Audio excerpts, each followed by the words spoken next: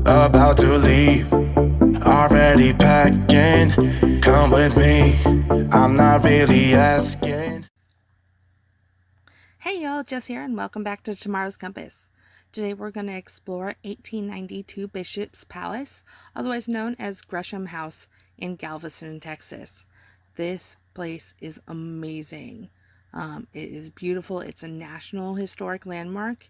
In fact, architectural historians list the Bishop's Palace as one of the most significant of Victorian residents in the country, according to GalvestonHistory.org. It is located at 1402 Broadway in Galveston, Texas. Their hours run from 10 a.m. until 5 p.m. Sunday through Friday, and 10 a.m. until 6 p.m. on Saturdays. They do have some limited hours or are closed on many holidays. Another thing to note is that during the summer, especially, there is no air conditioning.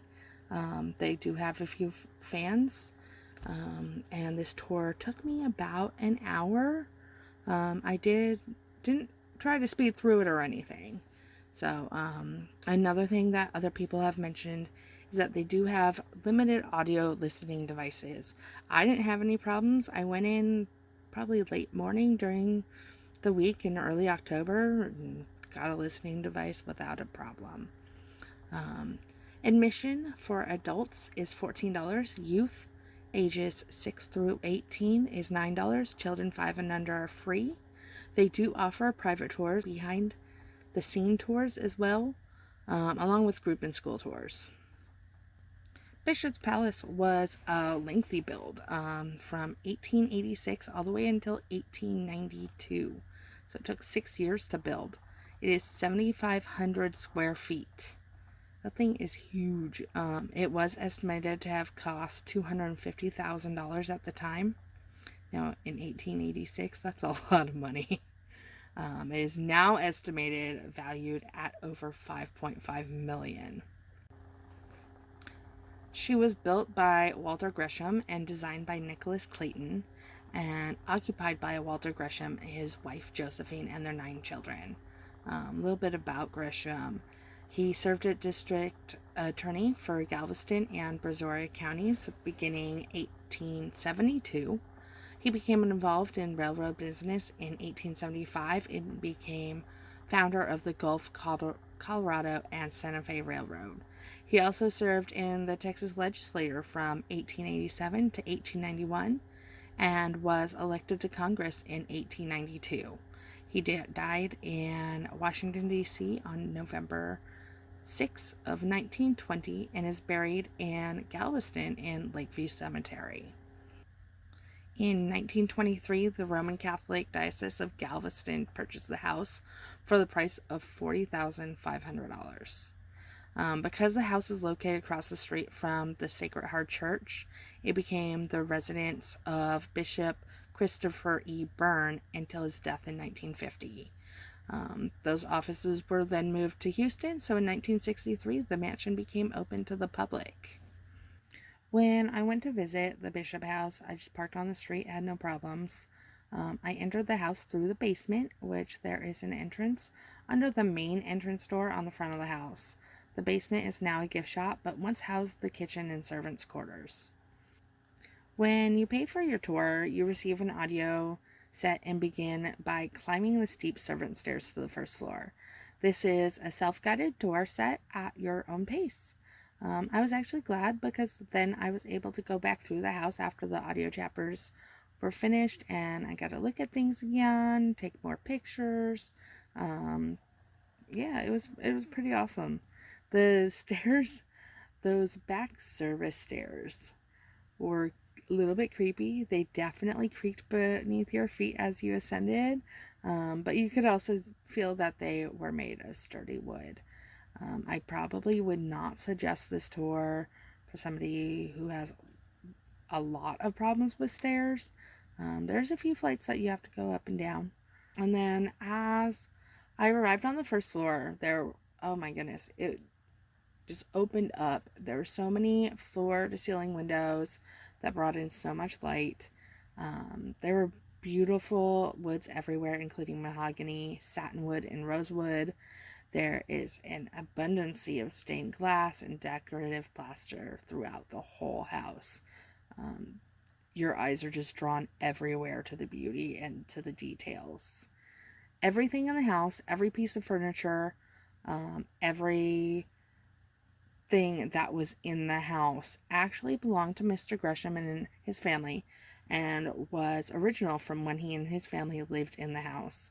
They did not bring any other pieces from the time to fill the house, so it may seem a little bit empty, but I actually kind of like that they kept it very true to the Gresham family.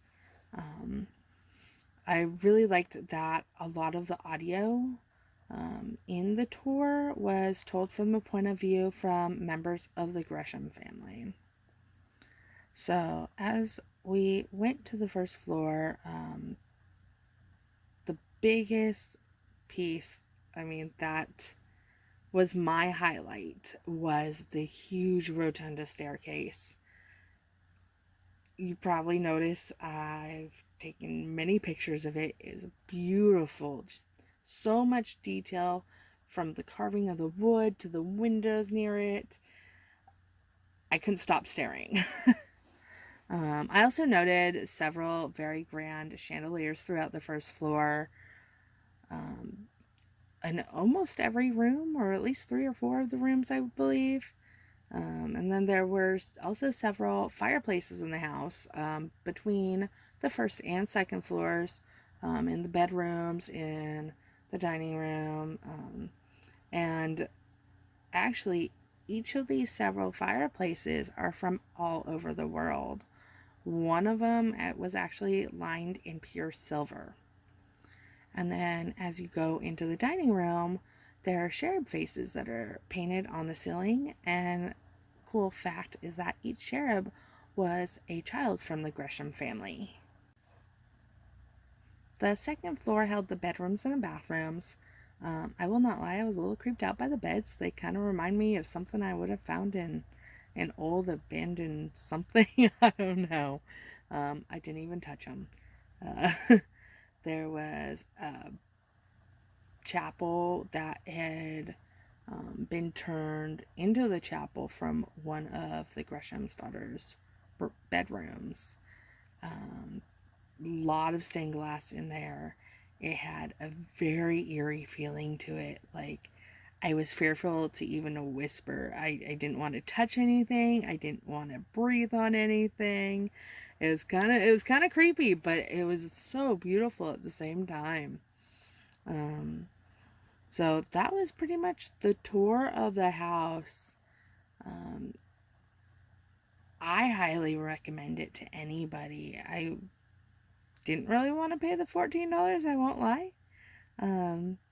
But I think it was worth every penny.